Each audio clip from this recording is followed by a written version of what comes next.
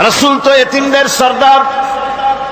পৃথিবীর কোন এতিম যেন বলতে না পারে নবীজি আমার ব্যাপারে কি বলবেন, আমি তো এতিম মানুষ, আর তিনি আমার ব্যাপারে কিভাবে আমার দরদ বুঝবেন।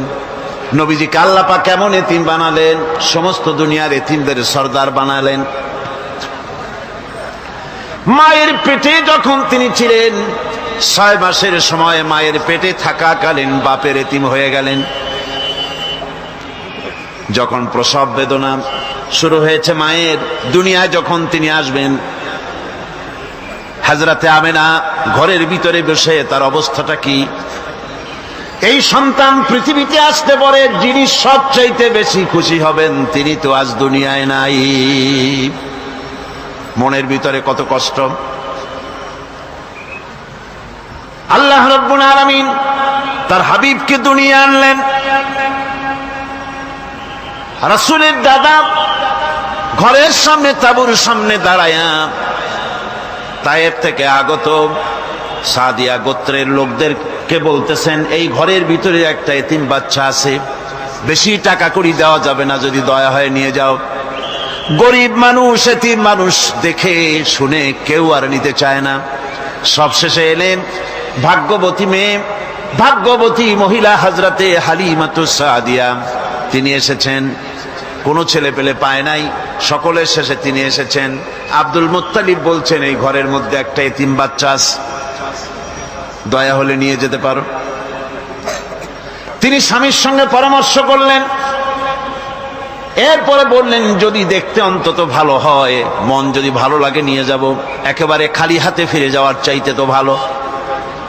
হযরতে হালিমা বলেন, আমি ঘরের মধ্যে প্রবেশ করলাম, মা আমিনার কোল থেকে শিশু মুহাম্মদ সাল্লাল্লাহু আলাইহি ওয়াসাল্লামকে যখন আমি কোলে নিলাম, আমি হুজুরের চেহারার দিকে নজর করে দেখলাম, আমার কাছে মনে হলো যেন পূর্ণিমার চাঁদটা আমার কোলে ধরা দিয়েছে। রাসূল কি শিশু মুহাম্মদ সাল্লাল্লাহু আলাইহি ওয়াসাল্লাম কি যখন নিয়ে বাড়ির দিকে রওনা হলাম, যে গাধা আমার সকলের পেছনে এসেছে সেই গাধা এখন সকলের আগে ছুটে চলে যায়। এরপরে বাড়ি যখন নিয়ে গেলাম, কুয়ায় পানি বাড়লো, গাছে ফসল বাড়লো, খেজুর গাছে খেজুর বাড়তে লাগলো, জমিনে ফলন বেড়ে গেল। রাসূলের দুধ বোন সাইমা রাসূলকে নিয়ে মুহাম্মদ সাল্লাল্লাহু আলাইহি ওয়াসাল্লাম তাকে দোলনা নিয়ে দোল দিতেছে। কি আশ্চর্য অবস্থা! সাইমা তাকে দোল দিচ্ছে আর বলতেছে, বেঁচে থাকুক মুহাম্মদ সাল্লাল্লাহু আলাইহি ওয়াসাল্লাম, সে দীর্ঘজীবী হোক। কবি লিখতেছেন, কি আশ্চর্য কথা! বেদুইন বালিকা কারে নিয়ে দোল দেয় সে কি তা জানে? বিশ্বনবী মুহাম্মদ রাসূলুল্লাহ সাল্লাল্লাহু আলাইহি ওয়াসাল্লাম এভাবে এতিম অবস্থায় জীবন তার শুরু হলো। যখন তিনি ফিরে এলেন 6 বছর বয়সের সময়, যখন মায়ের কাছে তিনি ফিরে এসেছেন, প্রতিদিন তিনি খেলা দেখতে যান ময়দানে। ইতিহাসের মধ্যে লেখা হয়েছে, মা প্রতিদিন সন্ধ্যার সময় তাকে ফিরে পান। আজকে সন্ধ্যা হয়ে গেছে, শিশু মুহাম্মদ সাল্লাল্লাহু আলাইহি ওয়াসাল্লাম বাড়ি ফেরেন না। কারণ কি? কেন বাড়ি ফেরে না? সন্ধ্যার দিকে তিনি চলে গিয়েছেন পাহাড়িয়া ময়দানে, যে দেখেন ধুধু করতেছে, চতুর্দিকে সন্ধ্যা হয়ে গেছে, অন্ধকার হয়ে গেছে, কোনো ছেলে পেলে নাই, কেউ নাই। পাহাড়ের পাদদেশে বসে শিশু মুহাম্মদ সাল্লাল্লাহু আলাইহি ওয়াসাল্লাম কাঁদতেছেন। মা প্রশ্ন করলেন, বাবারে, সন্ধ্যা উত্তীর্ণ হয়ে গেল, কেন একা একা বসে বসে কাঁদো? তিনি বলছেন, মাজি, আজ কদিন খেলা দেখতে আসলাম ময়দানে, প্রতিদিন দেখি যখন সন্ধ্যা হয়ে যায় মুরব্বী শ্রেণীর কিছু লোক আসে, ছেলেকে নাম ধরে ডাক দেয়, ছেলেরা দৌড়ে তার বাবার কাছে চলে যায়, আর বাবা ছেলেকে কোলে নিয়ে মুখে চুমা দিয়ে বাড়ির দিকে নিয়ে যায়। আমি আজ কদিন পর্যন্ত এই ময়দানে এলাম, কোনদিন সন্ধ্যা বেলায় তো কেউ এসে আমাকে মুহাম্মদ বলে একটা ডাক দিল না। আমার আব্বা কি নাই? আল্লাহ রাব্বুল আলামিন বলেন, আলাম ইয়াজিদকা ইয়াতীমান ফাআওয়া, এরকম এতিম অবস্থায় পেয়ে আমি কি আপনাকে আশ্রয় দেই নাই? আপনাকে আমি পেয়েছি এতিম অবস্থায়, এরপরে আমি আপনারে আশ্রয় দিলাম। ওয়া ওয়াজাদাকা দাল্লান ফাহাদা, এরপরে আমি আপনাকে পথ হারা পেলাম, আমি আপনাকে পথের দিশা দিয়া দিলাম। ওয়া ওয়াজাদাকা আইলান ফাআগনা, এরপরে আমি আপনাকে দরিদ্র অবস্থায় পেয়েছি, তারপরে আমি আপনার দারিদ্র মুক্ত করেছি আপনাকে। সুতরাং ফাআম্মাল ইয়াতীমা ফালা তাকহার ওয়া আম্মাস সাইলা ফালা তানহার ওয়া আম্মা বিনি'মাতি রাব্বিকা ফাহাদ্দিস। সুতরাং নবী, এতিমের প্রতি নির্মম ব্যবহার করো না, এতিমের প্রতি ভালো ব্যবহার করো, নির্মমতা দেখাইও না। আর ভিক্ষুককে ধমক দিও না, রূঢ়তা দেখিও না, আর আল্লাহর নিয়ামতের প্রশংসা করো। বহুত মানুষ আছে এতিমরে গলায় ধাক্কা দেয়। মানুষ যখন ভিক্ষা নিতে আসে, গরিব মানুষ ভিক্ষা চাইতে আসছে, ওই মেয়ে আত্মা হইতে জানো, দোয়া কুনুত জানো, বাড়ি যেয়ে কাজ করবা, এই সব আজে বাজে কথা বলে ভিক্ষা দেয় না। সাইলকে ধমক দিতে রাসূল করিম সাল্লাল্লাহু আলাইহি ওয়াসাল্লাম নিষেধ করেছেন, সাইলকে ধমক দিও না। গাড়িতে বসে যাচ্ছেন সাহেব, ট্রাফিক মোড়ে যখন সিগন্যাল জ্বলল, গাড়িগুলি দাঁড়ায় গেল, ফকির এসেছে, হাত নাই পাও নাই, বুড়া মানুষ, একটা পয়সা বার করে না। আবার এই মানুষটি ওই ফকিরকে ধমক দিয়া বার করে দিল। এরপরে এই লোকটি যখন কোনো মাজারের কাছে পৌঁছে গেল, 500 টাকার কড়কড়ে নোটটা ফেলে দিল। বলেন টাকা দরকার কার? মরা মানুষের না জিন্দা মানুষের? কার দরকার? যার টাকা দরকার ছিল তারে দেওয়া হলো না, যার দরকার নাই তারে দেওয়া হলো। এরপরে লোকটা না খেয়ে যখন মারা গেল, পথের ফকির, রাস্তার ফকির, না খেয়ে মারা গেছে। এরপরে তার কাফনের কাপড় নাই, লোকটাকে রাস্তার উপরে শোয়া একটা ছেঁড়া কাপড় দিয়ে ঢেকে রেখেছে। বড় লোকেরা, সাহেবরা তখন গাড়ি দাঁড় করে আর 5টা টাকা 2টা টাকা করে তার লাশের উপরে মারতেছে। এটা মানবতার এর চাইতে লাঞ্ছনা, মানবতার জন্য এর চাইতে গঞ্জনা আর কিছুই হতে পারে না। মানবতার প্রতি লাঞ্ছনা, এর থেকে আর দুর্গতি কি হতে পারে? বেঁচে থাকার সময় 1টা টাকা আপনি দিলেন না, মরে যাওয়ার পর বিদায় হয়েছে বালাই, এখন দেওয়া শুরু করেছে। আমার বন্ধুগণ, এই জন্য এতিমের প্রতি দরদ করার জন্য আল্লাহ পাক কোরআনের ভিতরে পরিষ্কার বলেছেন। রাসূল করিম সাল্লাল্লাহু আলাইহি ওয়াসাল্লাম নিজে এতিম ছিলেন, আর এতিমের প্রতি তার এত দরদ ছিল, একবার তিনি ঈদের দিকে নামাজ পড়ার জন্য যাচ্ছেন। প্রতিমধ্যে দেখেন একটা বাচ্চা ছেলে কাঁদতেছে। এই রাস্তায় কত মানুষ গেল, কেউ দাঁড়ালো না থমকে, বাচ্চার ক্রন্দন কাউকে থামাইতে পারলো না। কিন্তু বিশ্ব নবী, দয়ার নবী রাহমাতুল লিল আলামিন বাচ্চার কান্না দেখে পাও বাড়াতে পারলেন না। নবীজি দাঁড়ায় গেলেন, জিজ্ঞেস করেন, ও বাচ্চা, ঈদের দিনে কাঁদো কেন? ঈদের দিনে তো কাঁদতে নাই। বাচ্চা বলে, তোমার কাছে বলবো না, আমি সেই সকালবেলা থেকে বসে আছি, আমি যদি মক্কার আব্দুল্লাহর পুত্র মুহাম্মদ রাসূলুল্লাহ সাল্লাল্লাহু আলাইহি সাল্লামকে পাই, মনের দুঃখ তার কাছে বলবো। বিশ্ব নবী জমিনের উপরে বসে পড়লেন, বাচ্চারে কোলের উপরে উঠায় বলেন, বাচ্চা বলো কি তোমার দুঃখ? তুমি যার জন্য বসেছো আমি তো সেই এতিম নবী, কি বলতে চাও?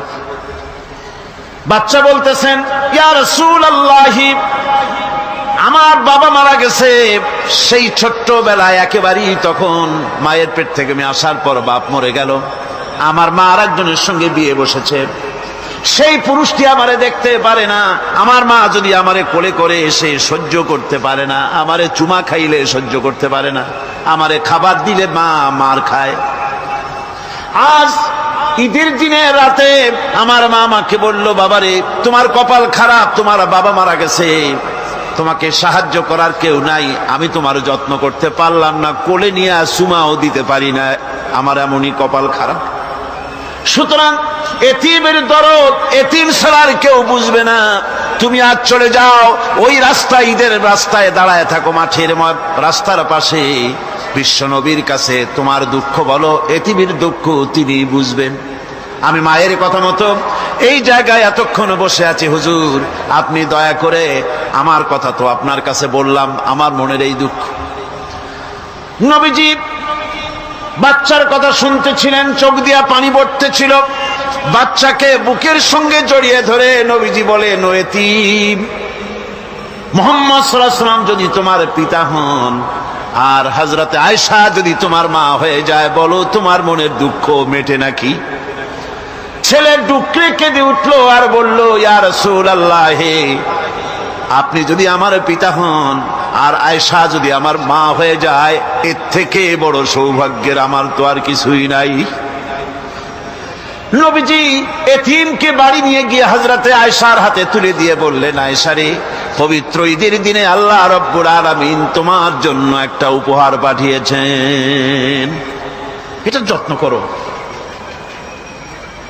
এতিমের প্রতি দরদ রাখার জন্য আল্লাহ রাব্বুল আলামিন বলেছেন, এতিম, মিসকিন, বিধবা, অসহায় লোক, তাদের প্রতি যাতে করে মুসলিম সমাজ লক্ষ্য রাখে, সেজন্য আল্লাহ পাক নির্দেশ করেছেন।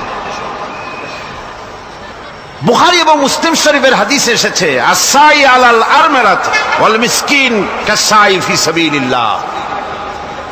বিধবাদের জন্য, মিসকিনের জন্য কেউ যদি কোনো উদ্যোগ গ্রহণ করে, কেউ কোনো সাহায্য দেয়, জিহাদের ময়দানে জিহাদ করে আল্লাহর রাস্তায় যে সওয়াব পাওয়া যায়, যে মর্যাদা পাওয়া যায় আল্লাহর কাছে, এতিম, মিসকিন, বিধবাকে সাহায্য করলে সেই সওয়াব আল্লাহ রাব্বুল আলামিন আমলনামায় দিয়ে দেন।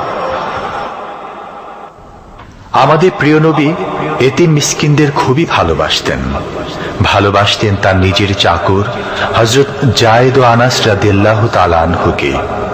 সে সম্পর্কে এখন আলোচনা করা হচ্ছে।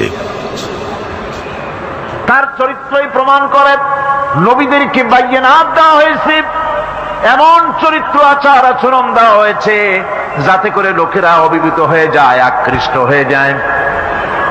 হযরতে যায়েদ, তিনি তো কৃতদাস ছিলেন, হারায় গেলেন বাপ মা থেকে, আর এরপরে কুদরত তারে মুহাম্মদ সাল্লাল্লাহু আলাইহি ওয়াসাল্লামের ঘরে উঠায় দিল। তিনি তখন আল্লাহর নবী, তখন নবুয়তের দায়িত্ব পান নাই। যায়েদের পিতার কাছে খবর হয়ে গেল, যায়েদ আছে রাসূলের বাড়িতে, মুহাম্মদ সাল্লাল্লাহু আলাইহি ওয়াসাল্লামের বাড়ি মক্কায়। তারা এসে হুজুরের সঙ্গে দেখা করে বললেন, মুহাম্মদ সাল্লাল্লাহু আলাইহি ওয়াসাল্লাম, জানতে পেরেছি আপনার কাছেই আমাদের ছেলে যায়েদ আছে, মেহেরবানি করে তাকে আমাদেরকে ফিরায় দেন। হুজুর বলেন, যায়েদ যদি তোমাদেরকে চিনতে পারে আর যদি যেতে চায়, আমার পক্ষ থেকে কোনো আপত্তি নাই, অবশ্যই যাবে। তবে যায়েদ যদি যেতে না চায়, আমি এমন লোক নই যে কেউ আমার কাছে থাকতে চাইলে আমি জোর করে তাকে ঠেলেও দিতে পারি না, আমি তেমন লোক নই। পিতা বললেন, আপনি অবশ্যই যুক্তিপূর্ণ কথা বলেছেন। হযরতে যায়েদ কানা হলো। হুজুর বললেন, তুমি কি চেনো এদের? কি? যায়েদ বললেন, চিনি, ইনি আমার বাবা, উনি আমার চাচা। যায়েদের পিতা বলেন, বাবারে বাড়ি চলো, তোমার মা কেঁদে কেঁদে হয়রান, চলো বাড়ি যাই, বাড়ির যা কিছু আছে সব তোমাকে ফিরিয়ে দেওয়া হবে। হযরতে যায়েদ বলতেছেন, পিতা বাড়িতে যা আছি তাই শুদ্ধ, তামাম দুনিয়াটা যদি আমারে দেওয়া হয়, এই লোকটির কাছে থেকে যে ব্যবহার পেয়েছি, আমি এই লোকের কদম ছেড়ে যেতে পারি না। তার চরিত্রই প্রমাণ করে তিনি নবী, কি ব্যবহারটা পেয়েছেন।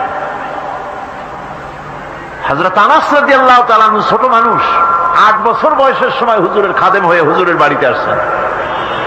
আচ্ছা, 8 বছর বয়সের কিশোর ভুল তো করতেই পারে, গরম পানি চাইলে ঠান্ডা পানি এনে দেবে, স্যান্ডেল চাইলে জুতো আনবে, বিছানা বিছাইতে বললে উঠাই দেবে, এটা স্বাভাবিক। কিশোর মানুষ, ছোট মানুষ। এবার শুনুন, বাইয়ানাত কারে বলেন? নবীদের বাইয়ানাত আল্লাহ যে দিয়েছেন সেটা কি জিনিস? সেটা হলো উন্নত মানের চরিত্র, তার ব্যবহার ওঠা বসা যা দেখলে মানুষ বুঝতে পারে তিনি আল্লাহর নবী। হযরতে আনাসের মুখে শুনুন, হযরতে আনাস রাদিয়াল্লাহু তাআলা আনহু বলেন, একাধিক ক্রমে টানা 10টি বছর রাসূলের খেদমতের ভিতরে নিয়োজিত ছিলাম। 10টি বছরের ভিতরে একটা দিনের জন্য নবীজি আমাকে ধমক দিয়ে কথা বলেন নাই। এটা ধমক দিলেন না আমারে, এটা করছো কেন, এটা করো নাই কেন? সুবহানাল্লাহি বিহামদিহি। গোটা পৃথিবীর সমস্ত মুমিন মুসলমানদের, পুরুষ আর নারীদের জীবন, কলিজা, রক্ত রাসূলের কদম মুবারক উৎসর্গ হয়ে যায়। মহান রাব্বুল আলামিনের কাছে তার হাবিব রাসূলুল্লাহ সাল্লাল্লাহু আলাইহি ওয়াসাল্লামের ছিল বিশেষ মর্যাদা। আসুন আমরা সে সম্পর্কে আলোচনা শুনি। আমার ভাইরা, রাসূল পাক সাল্লাল্লাহু আলাইহি ওয়াসাল্লাম আল্লাহর নবী এমন এক মহান সত্তা ছিলেন যে তিনি দোয়া আল্লাহর দরবারে হাত উঁচু করতে দেরি আছে, কিন্তু দোয়া কবুল হতে দেরি নাই। হিজরত করে মদিনায় এসেছেন, নামাজ পড়তে দিল চায়, কাবা শরীফের দিকে ফিরে যদি নামাজ পড়তে পারতাম দিলটা বড় ভালো লাগতো, কিন্তু হাত উঁচু করে মোনাজাত করতেছেন না, আল্লাহর কাছে বলতেওছেন না যে আল্লাহ তুমি আমার কিবলাটা বাইতুল মুকাদ্দাস থেকে ফিরাইয়া মক্কা শরীফে বাইতুল্লাহর দিকে ফিরাইয়া দাও। মুখেও বলতেছেন না, মনেও না, শুধু আকাশের দিকে বারবার তাকাচ্ছেন, মোনাজাত করেন নাই। মনে মনে আশা পোষণ করতেছেন যদি এমন একটা ওহী নাজিল হয়ে যেত। আল্লাহ রাব্বুল আলামিন সঙ্গে সঙ্গে রাসূল জোহরের নামাজ পড়তেছিলেন, 2 রাকাত পড়া হয়ে গেছে, এমন সময় ওহী নাজিল হয়ে গেল, ক্বাদ নারা তাকাল্লুবা ওয়াজহিকা ফিস সামা। ও নবী, আমি দেখতে পেয়েছি বারবার আপনি আকাশের দিকে তাকাচ্ছেন। সুবহানাল্লাহ, আমি দেখতে পেয়েছি। ফালানুওয়াল্লিয়ান্নাকা কিবলাতান তারদাহা ফাওয়াল্লি ওয়াজহাকা শাতরাল মাসজিদিল হারাম। আর দেরি নাই, আপনার মনের আশা পুরা হয়ে গেছে, এক্ষুনি আপনার কিবলা পরিবর্তন করুন। হুজুর 2 রাকাত পড়েছিলেন বাইতুল মাকদাসের দিকে ফিরে, বাকি 2 রাকাত তিনি মক্কা শরীফের কাবা শরীফের দিকে ফিরলেন। আজও পর্যন্ত সেই মসজিদ আছে, সাক্ষ্য দিচ্ছে নবীর কথা কিভাবে মঞ্জুর হয়। মসজিদে কিবলাতাইন মদিনা মুনাওয়ারায় সে মসজিদ আজও আছে। ভাইরা আমার, রাসূল পাক সাল্লাল্লাহু আলাইহি ওয়াসাল্লাম এত বড় মর্যাদা সম্পন্ন ব্যক্তিত্ব, মহান ব্যক্তিত্বের উম্মতের মধ্যে আল্লাহ আমাদের শামিল করেছেন। শুকরিয়া স্বরূপ আমরা পড়ি আলহামদুলিল্লাহ। জোরে সরে পড়েন আলহামদুলিল্লাহ। আমার ভাইয়েরা, মর্যাদা এত বেশি আল্লাহ রাসূলকে আল্লাহ রাব্বুল আলামিন দান করেছেন। এই পৃথিবীতে কোন মানুষের সঙ্গে যদি আপনি বেয়াদবি করেন, তিনি আপনার বাপ হোক, তিনি আপনার মা হন, অথবা আপনার উস্তাদ হন, অথবা আপনার পীর হন, যে কেউ হোক না কেন, কারো সঙ্গে যদি কোনো বেয়াদবি হয়ে যায় তো শুধু একটা বেয়াদবি ছাড়া আর কিছুই না। কিন্তু নবীজির সঙ্গে যদি কেউ বেয়াদবি করে সেটা শুধু বেয়াদবি থাকে না, কুফরি হয়ে যায়। কি হয়ে যায়? কুফরি হয়ে যায়। রাসূলুল্লাহকে কেউ তাওহীন করলে, অসম্মান করলে, সমালোচনা করলে কাফের হয়ে যায়। যারা বলেন কি হয়ে যায়? কত বড় মর্যাদা! রাসূল পাক সাল্লাল্লাহু আলাইহি ওয়াসাল্লাম, তার সামনে সাহাবায়ে কেরাম বসা, হুজুর কথা বলছেন, সাহাবায়ে কেরাম তারাও কথা বলছেন। কথা বলতে বলতে এক পর্যায়ে সাহাবীদের গলার আওয়াজ বড় হয়ে গেছে, হুজুরের গলার আওয়াজ শোনা যায় না, সাহাবীদের গলার আওয়াজটা বড় হয়ে গেল। আল্লাহ রাব্বুল আলামিন এতটুকু বরদাস্ত করলেন, আমার নবীর গলার আওয়াজের চাইতে তোমাদের আওয়াজ বড় হলো কেন? সঙ্গে সঙ্গে ওহী নাজিল হয়ে গেল। আল্লাহ রাব্বুল আলামিন বলেন, ইয়া আইয়ুহাল্লাযীনা আমানু লা তারফাউ আসওয়াতাকুম ফাওকা সাওতিন নবী। ও বিশ্বাসীরা, খবরদার, তোমরা যারা ঈমান এনেছো শোনো, তোমাদের গলার আওয়াজ যেন আমার নবীর গলার আওয়াজের চাইতে বড় না হয়ে যায়।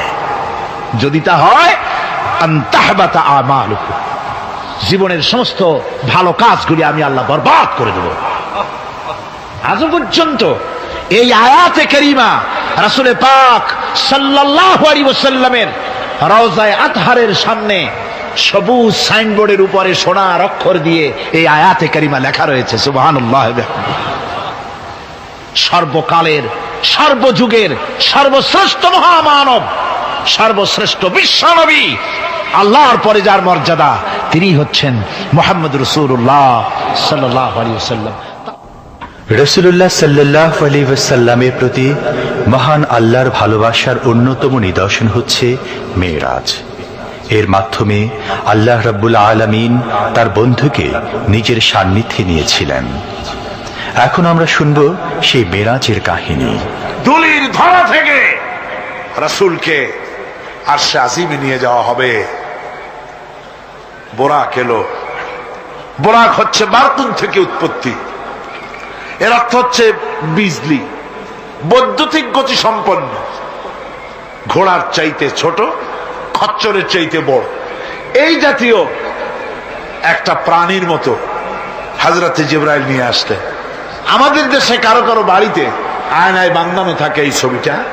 ঘোড়া আছে, দুইটা ডানা আছে, মাথাটা মেয়ে লোকের মতো, চুলগুলো ঝুলে পড়ছে, নিচে লেখা আছে হাজা বোরাকুন নবী সাল্লাল্লাহু আলাইহি ওয়াসাল্লাম। আন্দাজে কোথায় পাইছে আল্লাহ জানে, মিথ্যে কথা, বাজে কথা। আল্লাহ এরকম একটা মেয়ে লোক মার্কা ঘোড়া পাঠাইছিল হুজুরকে নেওয়ার জন্য, এটা কথা হইল। রাসূলকে মক্কা থেকে, উম্মে বাবে উম্মে হানি থেকে হুজুরকে বের করে নিয়ে যাওয়া হলো বাইতুল মাকদাসে। সমস্ত পয়গম্বর, দুনিয়া আল্লাহ যাদের পাঠিয়েছিলেন, সমস্ত রূহ উপস্থিত ছিল সেখানে। রাসূল করিম সাল্লাল্লাহু আলাইহি ওয়াসাল্লাম এখান থেকে মেরাজ করলেন। এতটুকু ছিল ইসরা।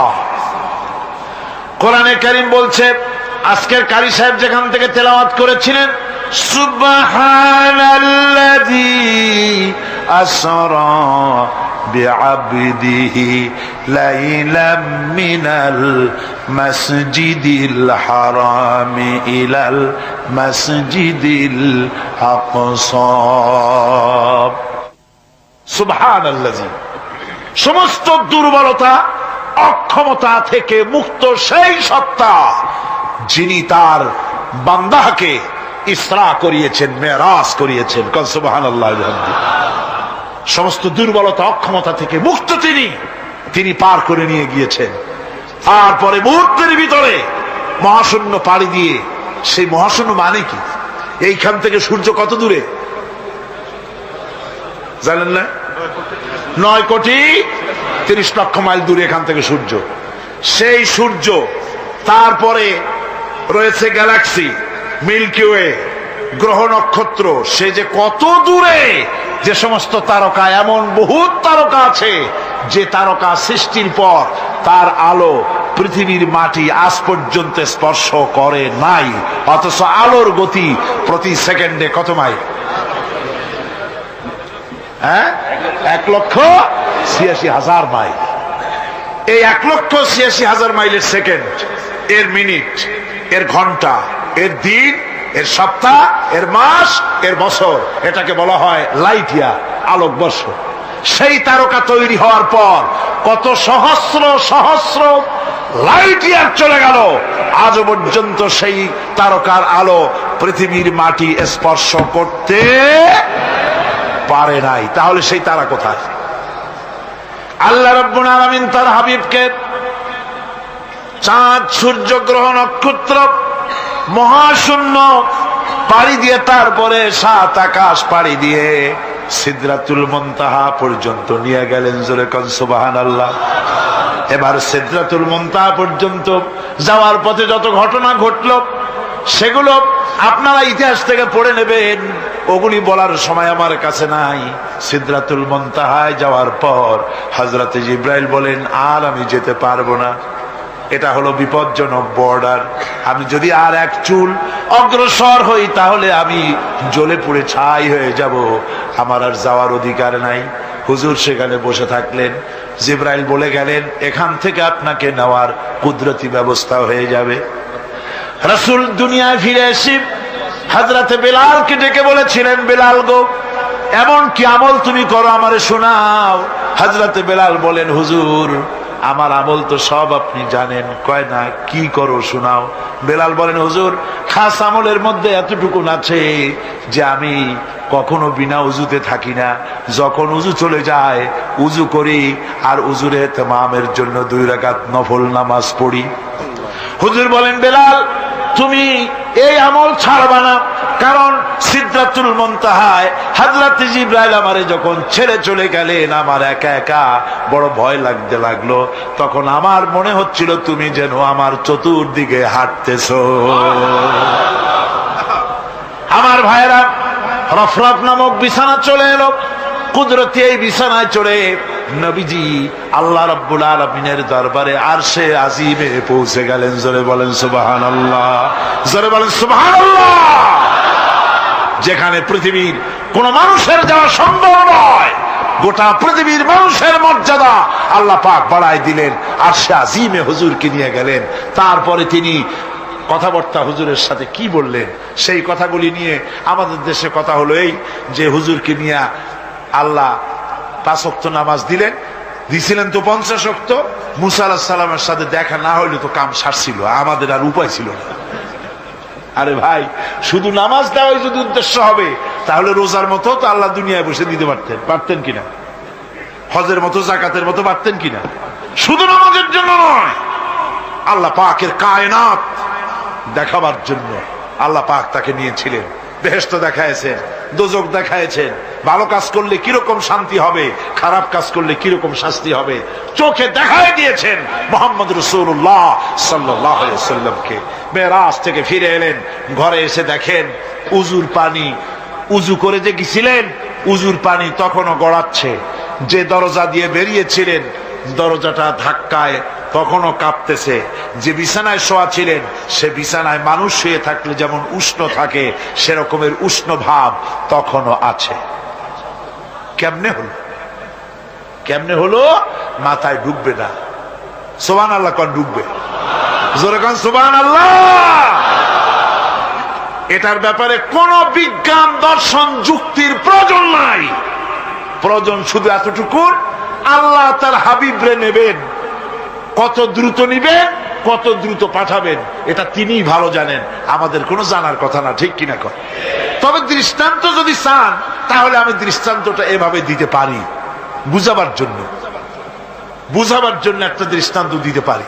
সেটা হলো এই, ধরেন বাংলাদেশে কোনো প্রেসিডেন্ট আসবে, পৃথিবীর যে কোনো দেশের এক প্রেসিডেন্ট আসবে। এটা আসার যখন খবর হয়ে যাবে তখন পত্র পত্রিকায় রুট বলে দেওয়া হয়, এই রুটে রাষ্ট্রীয় মেহমান রাষ্ট্রীয় অতিথি ভবনে আসবেন, এই রাস্তা দিয়ে সাধারণ ট্রাফিক চলাচল বন্ধ থাকবে। এয়ারপোর্ট থেকে নিয়ে রাষ্ট্রীয় অতিথি ভবন পর্যন্ত মেহমান না আসা পর্যন্ত সমস্ত ট্রাফিক চলাচল বন্ধ। মেহমান পৌঁছে যাবে, তারপরে আবার স্বাভাবিক ট্রাফিক চলবে। এটা জানেন কিনা? জানেন কিনা? এইটা যদি পৃথিবীর সামান্য সলিমদ্দি কসিমদ্দি, এই জন্য বলছি আজ আছে কাল নাই। ঠিক কিনা গণ? আজ মন্ত্রিত্ব গেল, কালকে রাস্তায় দাঁড়ায় বলবে রিকশাওয়ালা আমার একটু নেওয়া, বাজারে মাছ কিনতে যাব। ঠিক কিনা? সুতরাং এদের তো কোনো মর্যাদা নাই।